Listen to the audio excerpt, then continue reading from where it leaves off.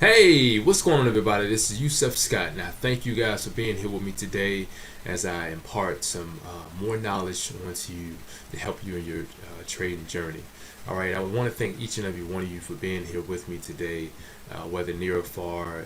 You guys who might be subscribed, those of you who are not subscribed, those of you who like my video and dislike my video.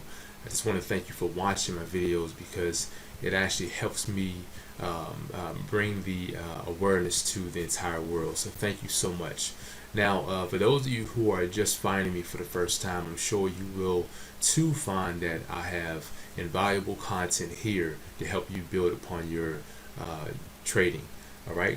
Now, something that I want to that I want to share with you guys today is basically a few trades that I had been on the GBP and ZD pair. Those of you know, especially those who've been following me for the years, you know that I traded GBP and ZD. I know it like the back of my hand, and a lot of my training is based upon that particular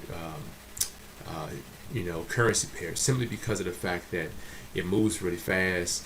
And I believe that if you can learn how to trade a fast moving or highly volatile pair, then you can learn to trade any pair. All right, so let me just help you guys out and just explain something to you.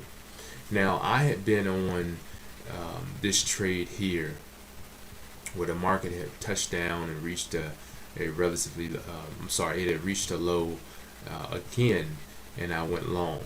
All right, and I'm going to show you exactly what happened. Before I do that, let me tell you what this video is going to be about, though. Basically, I'm going to be explaining Forex psychology, like what I had gone through with this trade and why I made the decision that I made when trading this. All right, so that you guys can get an understanding of Forex psychology and the types of emotions that a trader might go through as he's trading, and some of the ways that you can utilize Forex psychology to your benefit. All right, so let me just show you exactly what I have going on. And so here it is. As you see, I had 3 trades running, and while I closed them out at $202, they were all around $200, if not a little more, a little less.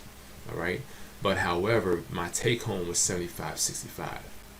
So that right there would tell anyone that there was negative swap involved. All right, and that's true. There was negative swap. Now, I had told you all about this trade here when I had gotten out of the trade going south. I immediately got into the trade not long after going north. All right, when I saw that it was going up. Now, in so doing, and I did reference inside of that video that I was at 1793. And as you see, I wasn't joking, I was at 1793. If you want to go back to that video, you can. It was my GBP and ZD, I believe it was the trading results video that I posted just a few days ago, maybe Wednesday or Thursday. Now, that being said, if you guys look at this, you will see that I had gotten in at 1793. And let's find that location here.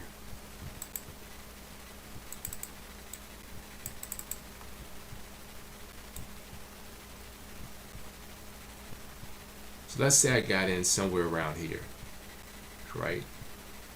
Actually, let's do this.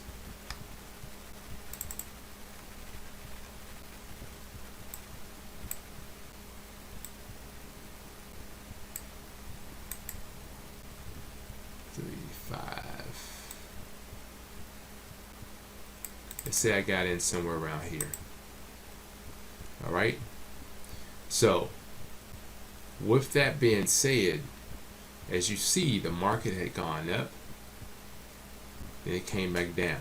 Now, at one point, this trade here was it was bullish, so I was in the money. But here's where the problem was. This is the problem that I had been greeted with. All right, I was incurring negative swap every day. all right? And at the time when I shut down these trades, each one of these trades, I was in negative swap a little over $100. So if I'm not making enough money going in the money, then the best thing I can do is just shut down the trade. Because what happens when the market comes back, when you start seeing the market pull back, not only are you losing profit, it's digging deeper into my profit because I have negative equity that's there anyway. It's a fixed amount of negative equity that I'm taking a loss on anyway. So the best thing I could do is just shut down, and that's what I did. All right. So instead of me being greedy, and instead of me wanting or having this false realization or this belief that it's going to go up, the best thing that I could do as a trader is say, you know what, I'd rather take a little bit of money than lose a lot, or even a little bit. I'm not here to trade and lose anything. It's bad enough that you give away swap when you're trading. All right, so that's one thing that, of course, you're holding trades over a couple of days, you might incur negative swap. Sometimes it's positive. It really depends on what's going on in the market, what pair you're trading, and so I choose to watch my swap if I'm holding trades. All right, now if the market is going deeper, like if this trade continue to go up and up and up, then the negative swap, I would just let it just do what it do, because I know that I'm making more and more money. I'm making more profit than I am losing on swap. All right, if I'm making $1,000 a day on a positive trade, but the swap is every day $100, then I'm still making a good percentage. So it's taking, let's say, 10% of my profit, but I'm still making 90%. So that's still good. So basically that's what I did when I saw the market. I could have closed out here. I don't think that I had watched my chart. I don't think I looked at it. But when I saw it pulling back, I said, you know what? It's best that I just take my money instead of holding. And that's really what it was. Holding the trade over the weekend. I didn't want to do that with negative swap in the market pulling back. All right, so that was really what it was. If it was like Tuesday and this happened, I probably would have held it for another day, because because of my bias of the market. Right now, it is hovering at an all-time low, but still, my projections is that it's going to go north, at least for a little bit, or we wait and let every day predict the next move. All right, so while the next day I might say that it's going north, depending on how it closed, I might think that it's going south now. So basically, with the fact that it was on a Friday, the fact that it had gone up and then it pulled back, I would have rather take my money, and you see I made $75, which is profit. Profit is profit. But however, I was still giving away $100 some on each trade, each open trade, and that's because of the volume that I trade at. So me being smart as I am, I knew that it's best that I take my money, take what I can on Friday, and reset everything come Sunday's open. That's the best thing you can do. And this way, you're not allowing, I'm not fearful. Of course, I don't want to lose any money, so I'm going to be smart about it. I'm not going to think that I can beat the market if I already know that I have $100 some held over my head in negative equity.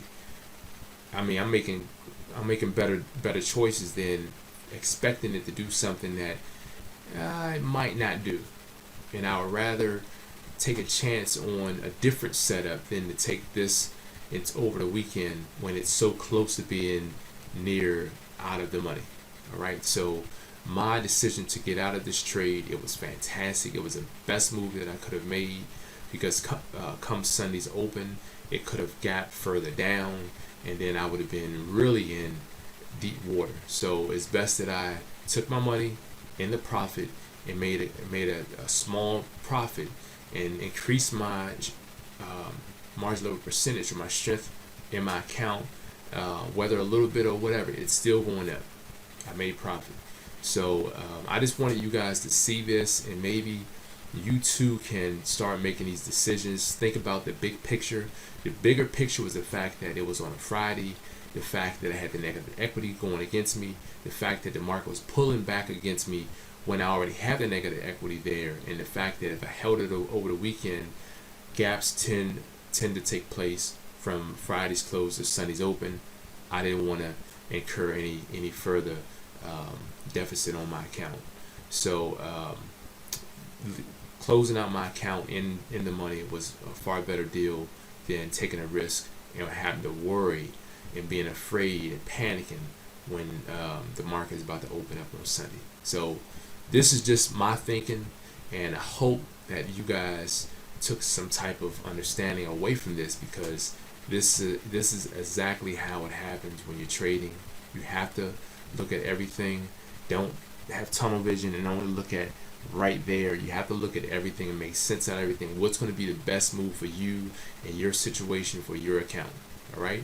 So hopefully you guys took some pointers from this. I want you guys to understand that you know, looking at the bigger picture is far better than anything else. And that's pretty much it. I do have a few other videos that I'm going to make today that's going to show you guys some opportunities that you can get involved with over the weekend. Once you, hopefully you guys can take advantage of them. If it's worth your while, if it's a pair that you actually trade, you can take advantage of it. And you know, until then, I would definitely appreciate you guys. And thank you so much for taking the time out of your day to watch this video, and expect more to come. All right, you guys have a fantastic day. Enjoy your weekend. Be safe. Stay hydrated, and we'll talk soon. Peace.